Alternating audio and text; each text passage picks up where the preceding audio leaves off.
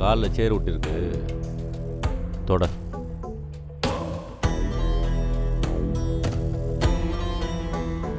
ஏய் ஒன்னத்தான் காலில் சேர் விட்டுருக்கு வந்து தொட.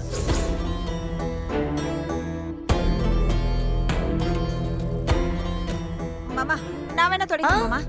பேசாம இல்ல.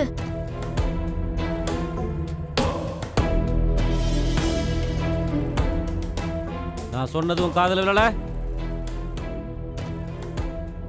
என்ன பாக்குற? தொடன்னு சொன்ன. ஏய் கையில தொடச்சா பத்தாது, உன் சேலையில தொடக்க.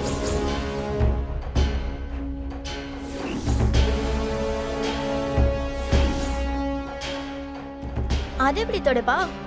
அது அவளுக்கு அவ புருஷன் வாங்கி கொடுத்த புடவையாச்சே. அதுவும் காஸ்ட்லியான புடவை. அவரு ரொம்ப கஷ்டப்பட்டு சம்பாரிச்சு வாங்கி கொடுத்திருக்காரு. அவளுக்கு அந்த புடவை அவ்வளோ வசதி. நீங்க எவ்வளவு சொன்னாலும் அவளும் அந்த புடவையில துடைக்க மாட்டா மாமா.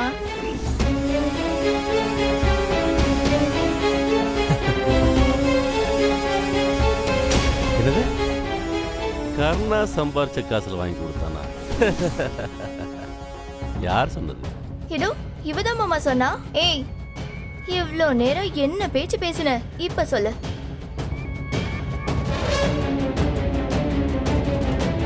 வந்து தொடன்னு சொல்லு.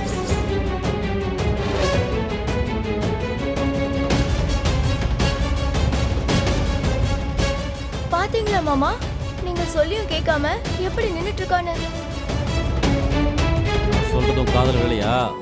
இது கருணா வாங்கி கொடுத்த புடவை. அவங்க அம்மாவை கண்டுபிடிச்சதுக்காக இந்த புடவையை ரொம்ப கஷ்டப்பட்டு வாங்கி கொடுத்தான். இந்த புடவையை வச்சு தெரிது. என்னது? கர்ணா சம்பாரிச்சு இந்த புடவையை வாங்கி கொடுத்தானா? அவனே ஒரு வெறும் பையன். இவ்வளவு விலை கூடின புடவைய உனக்கு வாங்கி கொடுத்துருக்கானா? அவனே சொன்னானா அவன்கிட்ட?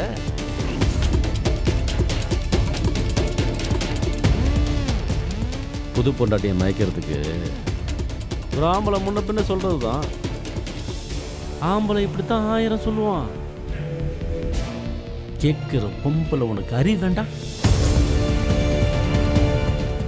கர்ணா சம்பாரிச்சு கொடுத்தா நீ ஏன் முன்னாடியே சொல்ற? பாரு, அவனுக்கு சாப்பாடே நான் தான் போடுறேன். ஒரு ஆம்பளை அவனுக்கே அந்த நிலைமைனா அவனை ஒண்டி வாழ வேண்டிய பொம்பளை நீ. உன் இடம் எங்கன்னு உனக்கு தெரிய வேணா? ரொம்ப ஓவரா பேசக்கூடாது என்ன?